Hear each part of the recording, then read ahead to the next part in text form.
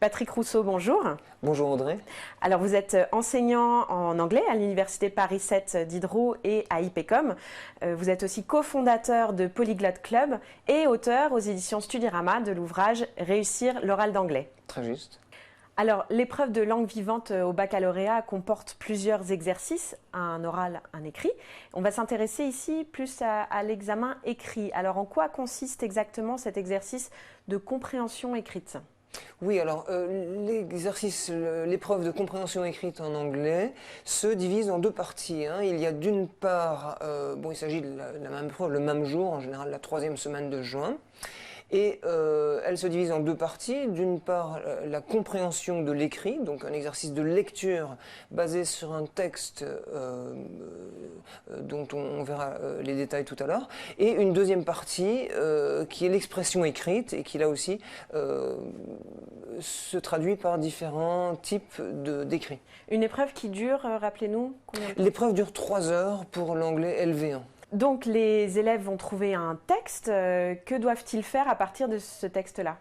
Oui, alors la compréhension de l'écrit est basée sur un texte, un document qui peut être soit un texte littéraire, en général de littérature contemporaine, du monde anglophone, donc faire attention toujours à l'origine culturelle de ce document, mais également un texte d'actualité, un article de magazine ou de journal. Ensuite, il va s'agir de déterminer la longueur de l'article qui fait en moyenne entre 60 lignes et 90 lignes. À partir de là, il faudra déduire déjà, faire attention aux consignes. C'est important de bien lire les questions pour y répondre de façon précise et claire.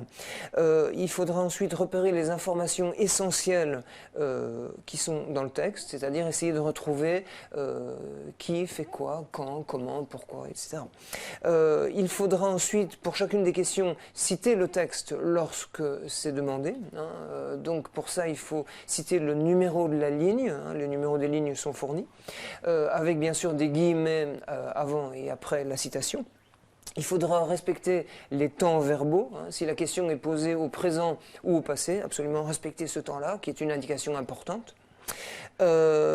Si une question s'avère trop difficile a priori, il est bon de passer à la suivante pour y revenir plus tard, ne pas oublier de répondre à ces questions à la fin de l'épreuve. Et puis respecter bien sûr le nombre de mots quand c'est demandé. Souvent, il y a des indications à respecter sur le nombre de mots par question.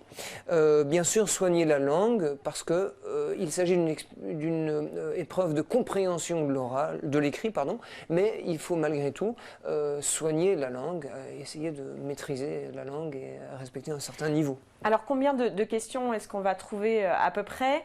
Et est-ce qu'il s'agit de questions fermées ou ouvertes ? Alors il y a un nombre variable de questions entre 12 et 15. La plupart de ces questions sont ouvertes, alors même s'il s'agit d'une question fermée à répondre par oui ou par non, il est bon de toujours justifier son propos, d'illustrer, d'expliciter, mais la plupart des questions sont ouvertes. Elles peuvent être soit pour retrouver des informations dans le texte, ou éventuellement des questions plus personnelles pour saisir les subtilités du texte et l'implicite. Il s'agit aussi d'une question de traduction qui est systématique pour les séries L et qui peut aussi également se poser pour les séries ES et S.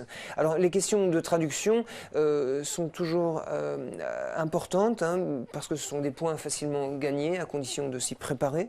Donc s'intéresser là aussi à la nature du texte, donc s'il s'agit d'un roman, d'une pièce de théâtre, d'un article, s'intéresser au contexte, le milieu socio-culturel, les relations entre les personnages, l'époque, tout ça c'est important, le registre de langue, et puis toujours travailler certains procédés de traduction que sont la traduction littérale, la transposition, l'étoffement, l'équivalence, l'emprunt, tout ça sont des procédés de traduction qui sont importants de maîtriser. Donc on rappelle la traduction qui va de l'anglais au français. Effectivement, oui, puisqu'il s'agit d'un passage du texte, en général 5-6 lignes, qu'il s'agit de traduire vers le français. Donc la traduction se fait, c'est une version de l'anglais vers le français. Alors un certain nombre de méthodes ensuite. Voilà, est-ce qu'on peut donner comme ça des petits conseils pour réussir cette épreuve de l'écrit ? Tout à fait. Alors, les conseils en priorité, c'est déjà déduire le sens des mots à partir de la transparence, c'est-à-dire si on ne comprend pas un mot, bien souvent il s'agit d'un mot transparent, un emprunt, soit au français, au latin, au grec ou à d'autres langues, mais qui appartiennent également à la langue française. S'intéresser également bien sûr au contexte, parce que bien souvent c'est le contexte qui permet d'inférer le sens d'un mot. La nature du mot, nom, adjectif, verbe, permet aussi parfois de déduire le sens, et puis la formation, qu'il s'agisse d'un procédé de dérivation ou de composition, permet également de retrouver le sens et puis de comprendre l'ensemble du texte de façon plus pointue. Ensuite, il s'agira de réorganiser les informations, donc retrouver les informations essentielles, mais aussi les différentes étapes de la narration. Important aussi les relations entre les personnages, la fonction, le rôle de chacun des personnages dans le texte, le point de vue, la perception, tout ça sont des éléments importants, la progression du texte, c'est-à-dire la structure dramatique également, le point de vue est également important, c'est-à-dire le ton du document, la prise de position de l'auteur ou tel personnage, mais également les avantages, les inconvénients, le pour et le contre. Donc ça, c'est autant d'indices qu'il faut repérer dans le texte. Est-ce qu'on peut conseiller aux élèves de s'approprier le texte, par exemple en surlignant les éléments, en entourant, en soulignant ? Tout à fait. Il faut absolument s'approprier le texte. Pour ça, toutes les méthodes sont bonnes. Souligner, surligner, entourer. Ce sont d'ailleurs des méthodes qu'il faudra mettre au point tout au long de l'année, ne pas attendre le dernier moment pour improviser une méthode. Tout ça doit être maîtrisé et travaillé régulièrement. L'épreuve dure 3 heures, vous l'avez dit. Combien de temps on doit consacrer à cette première partie de l'écrit ? Il est conseillé de consacrer 1h20 à la compréhension de l'écrit. Et à la relecture de ce qu'on a écrit Oui, alors pour la compréhension de l'écrit, 1h20, l'expression écrite, 1h20, ce qui fait 2h40, pour absolument conserver au moins 20 minutes pour la relecture de l'ensemble. Patrick Rousseau, merci. Merci. Je rappelle que vous êtes enseignant en anglais à l'Université Paris 7 Diderot et à IPCOM et que vous êtes cofondateur de Polyglot Club, qui est une communauté internationale d'échange autour des langues et des cultures, et auteur aux éditions Studirama de l'ouvrage Réussir l'oral d'anglais.